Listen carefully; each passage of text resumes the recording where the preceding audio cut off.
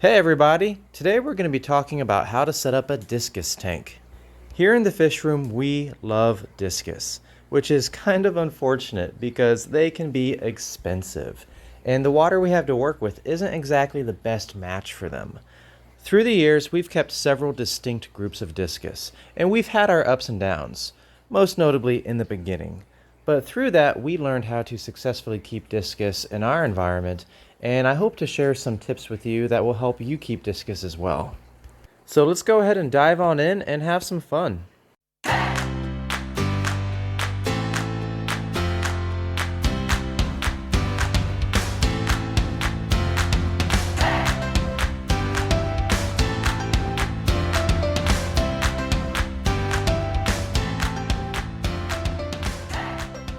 If you were to do a web search for discus, you'll find a lot of information presented as very cut and dry. This is how you do it, and no other way will work. But I'm going to tell you that things in life aren't always black and white, and that extends to discus care. Don't get me wrong, these fish can be fragile and are much more demanding than your typical tropical fish. But you do have more flexibility than much of the web would lead you to believe. To start off, let's talk about tank size. I prefer and highly recommend keeping discus in a 125 gallon or any other 6-foot tank.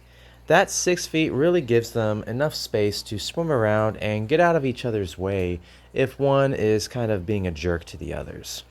But as a minimum goes, you can keep them in a 75, and that's what I have here. You just have to be extra observant for any aggression and be prepared to handle that as it comes up. Anything smaller than a 75 really isn't enough. Now, as far as stocking goes, that really depends on your tank size. In a 6-foot tank, you have a lot of options. You could keep anywhere from 5 to 12 fish. But in a 75, it's a much more narrow window to work with. I'd say 5 to 6, maybe 7. Don't go more than that for water volume reasons, and don't go less than that for aggression reasons. The aggression aspect is really a topic that deserves its own video in the future. I have 10 juvenile discus in this 75 gallon, and as they grow into adults, we'll rehome several of them to pare it down to 6 or 7. Now let's talk about the actual tank setup. You'll find a lot of debate online about bare bottom versus sanded tanks. Personally, I'm a fan of bare bottom tanks because it makes it much easier to maintain water quality and keep your tank clean. But let's be honest, it's not the best looking. So what I like to do is paint the bottom of the tank and then add a light dusting of sand just to help with the aesthetics. If you don't keep your fish in a bare bottom tank, you're not a terrible human being, like some web forums might lead you to believe. But you will need to put in a little extra effort to keep your tank clean and really gravel vac the substrate because discus do prefer very clean waters. To make your life easier when cleaning, we recommend using driftwood that is very easy to move around or has few contact points with the ground. This eucalyptus tree root, for example, is only touching the floor in a few spots, so it gives the fish space to get up underneath it and really clean up any uneaten food, and it makes it easier for us to get in and do maintenance. In that same thinking, we recommend using artificial plants with sturdy bases that can be easily moved around when you need to do your cleaning.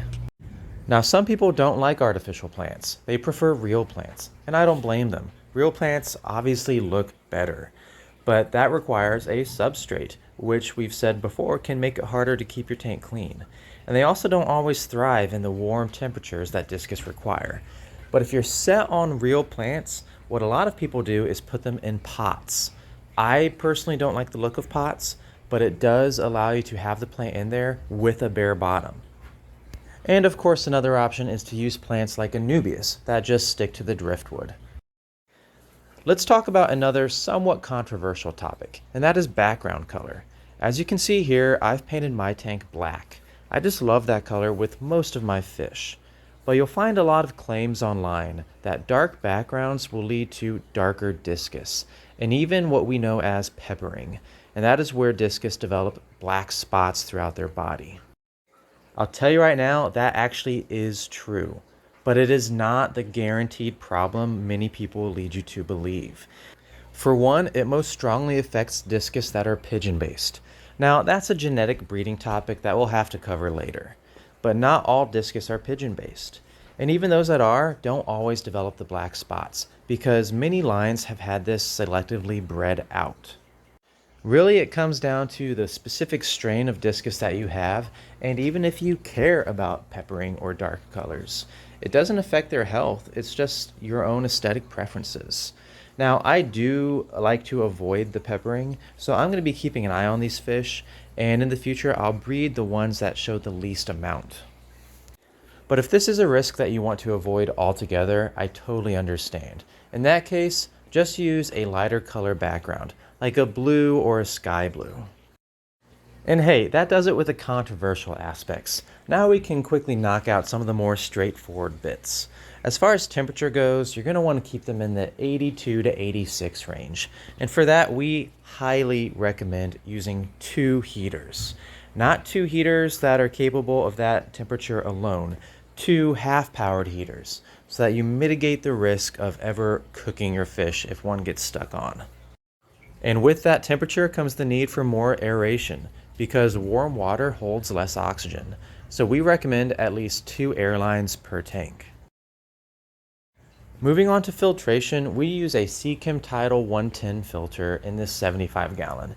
And when we put them in 125 gallons, we use 2 of those filters. I would avoid things like canister filters or sumps or other methods that have a very high directional flow. Keep in mind these fish are very wide and tall, and too much of a current can really blow them around. You want to have decent turnover, but don't overdo it. Finally, you're going to want to set up your tank to really make water changes as easy as possible, because with discus, you're going to be changing water much more frequently than you would with other tropical fish. We do 3 water changes per week on our discus now that they're a little older, but when they're younger, we did 1 every day. To help with this, we actually drilled 2 holes in our tank, one at the top for an overflow and one in the middle for a manual drain. Elsewhere, we have water barrels that we age our tap water and RO water for 24 hours before pumping over into the tank to refill. But hey, that pretty much covers everything you need to know about setting up a discus tank.